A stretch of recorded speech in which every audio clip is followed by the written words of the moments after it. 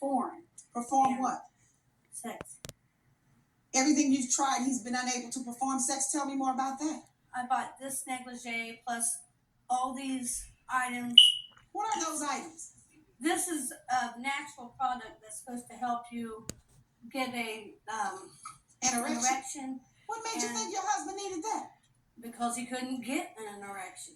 Well, how did you know? How long? This was right after marriage you found this out? He was having a little bit of a problem when we first got together, and he said it was because of his heart medication. But then he got off of his heart medication, and the problem still existed. Well, now, Mr. May, according to these papers, says when you were dating, you had great sex. What happened? That was fine. That's true. And then after you married? But once we got married, everything just started going downhill. Well, maybe it was the fact that you married him. He can only have sex with people that he's not married to. Is that it, Mr. May? No, it ain't. Probably. So she's saying that all of that didn't help you get an erection. Let me see the lingerie. Hold that up. Santa Claus? Yeah. You playing Santa Claus? To try to get him excited? Yeah. Well, that's because he found out a long time ago that Santa Claus does not come down the chimney. And he's not real. See, you came up with some more fantasy. You weren't real to him. He likes that. He told me that he liked me to try all this stuff like handcuffs and tying him down and all this kind of strange stuff because he said that a long time ago I used to get into that kind of thing. And when you first he wanted to pressure me. When I got older, I got out of it, and he wanted me to continue to stay in it. But when you met him, you were doing handcuffs and other things. No, I told him about me doing it. Oh, you told him about the past Yes, behavior. and then he wanted me to do it. And that's excited why you. I went out and I done all that. I went out and bought all these items. I went out and bought handcuffs and he even had to buy Viagra to help him, and it didn't help. I didn't buy it. She bought it, and she took it. I ain't took it yet. Mr. May, you didn't take the That's Viagra? right. I ain't took it. Women don't take Viagra, Well, as far as I know. I ain't took none. Oh, there's a new ruling that says women can take Viagra. Well, I don't know about it, because I never need it. But explain something to me.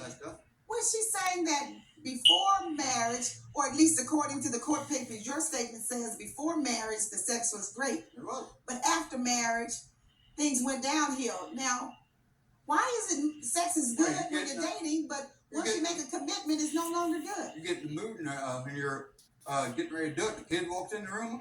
I think I heard you say, when you get in the mood, meaning when you get ready for sex. Yeah. And the kid knocks on the door. Knocks on the door, just walks on in. Or walks in. That's right. And then that just turns you off completely. That's right. No matter what she has on, right? He'll sit here and he'll say that it's all because Wait, somebody's going to knock on the door before they ever knock on the door. Miss Mays, hold on. Well, maybe he already knows that your kids are going to knock on the door. How old are these kids? 15, what can he read 15. people's minds? Hold on. 15, Remember the rule. 15, 12, 16, 9. You're not kidding.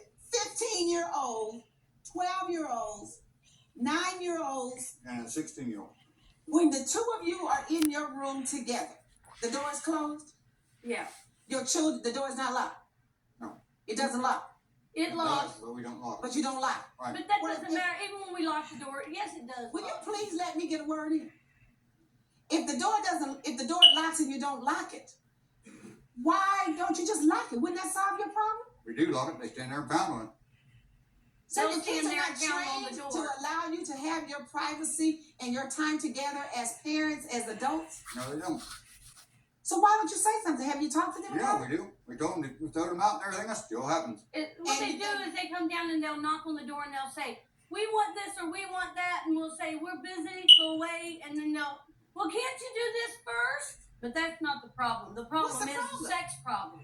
He's got a problem with impotency, and I can't continue a relationship with someone that they can't even make me sexually satisfied. I can't get Well, sexually have you satisfied. ever told him that? Wait a minute. Have you told him that he's not sexually satisfying you?